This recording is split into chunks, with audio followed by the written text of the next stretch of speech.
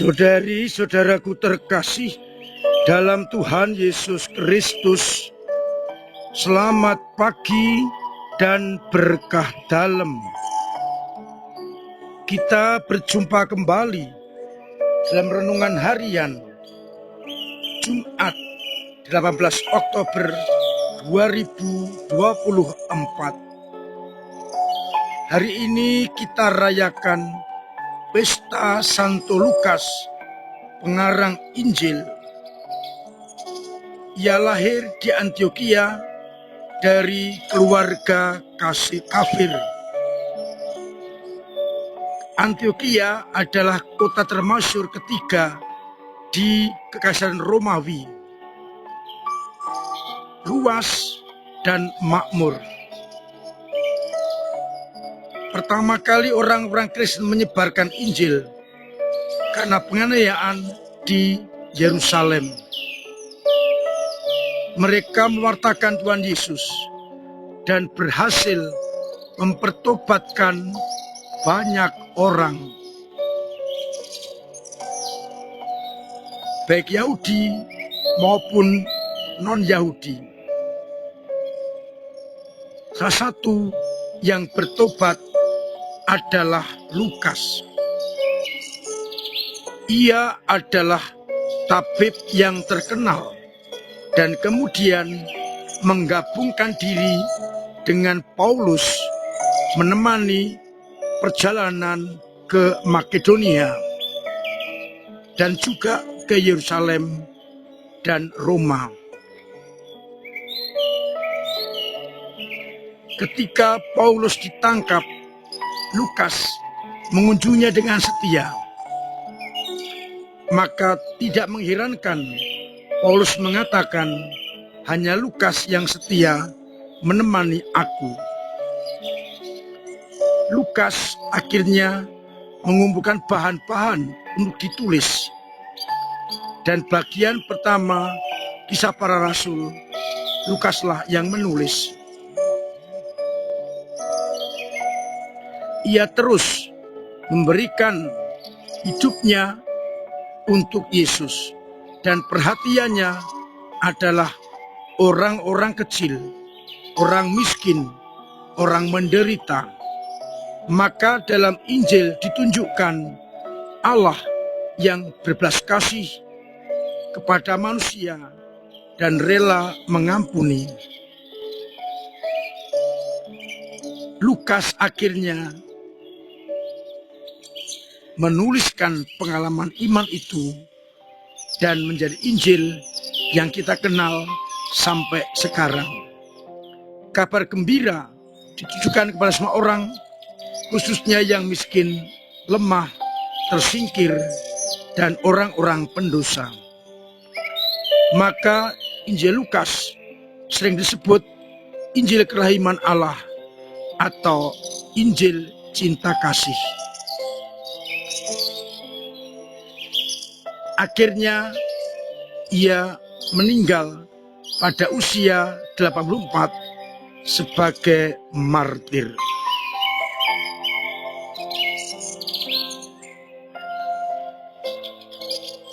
Sabda Tuhan hari ini, bacaan yang pertama dari surat Paulus yang kedua kepada Timotius, bab 4 ayat 17a. Paulus memberi tahu kepada Timotius bahwa hanya Lukaslah yang setia dan tinggal bersamanya. Yang lain meninggalkan Paulus. Sehingga kelihatan jelas Lukas sangat dekat dengan Paulus. Pada bacaan Injil Lukas bab 10 ayat 1-9, Tuhan Yesus menunjuk 70 murid dan mengutus mereka berdua-dua mendahulunya ke setiap kota dan tempat yang hendak dikunjunginya. Ia mengatakan, Tuhan memang banyak, tetapi pekerjaannya sedikit. Maka mintalah kepada Tuhan yang empunya Tuhan, supaya mengutus pekerja-pekerja untuk Tuhan itu. Dan mereka diutus, pergilah, camkanlah, aku mengutus kamu seperti anak domba ke tengah-tengah serigala. Jangan bawa pundi-pundi, bekal, atau kasut. Jangan bersalam pada siapapun dalam perjalanan. Bila diterima di suatu kota, katakan damai sejahtera dan tinggallah di sana.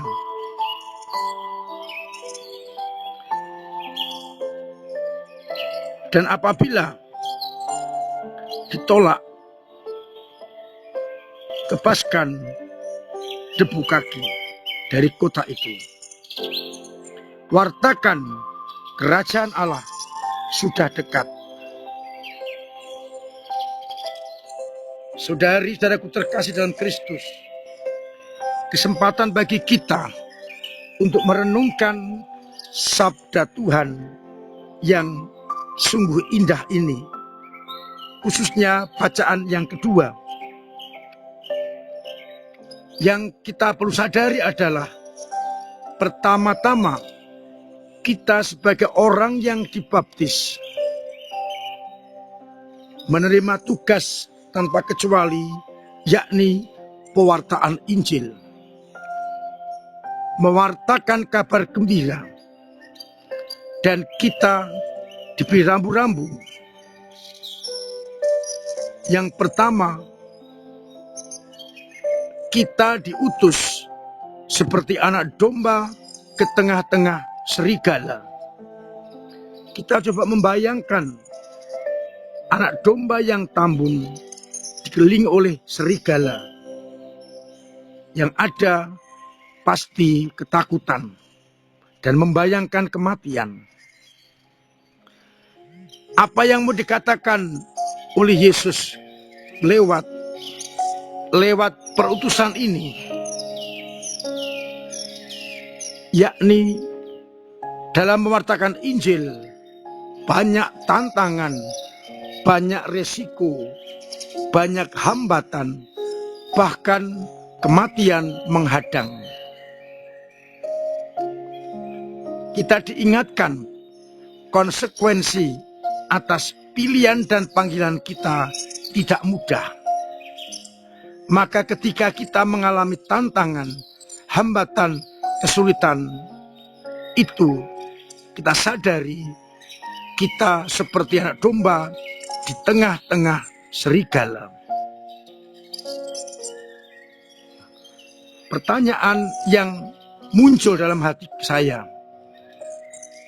apakah kita merasa takut dan menjadi serigala?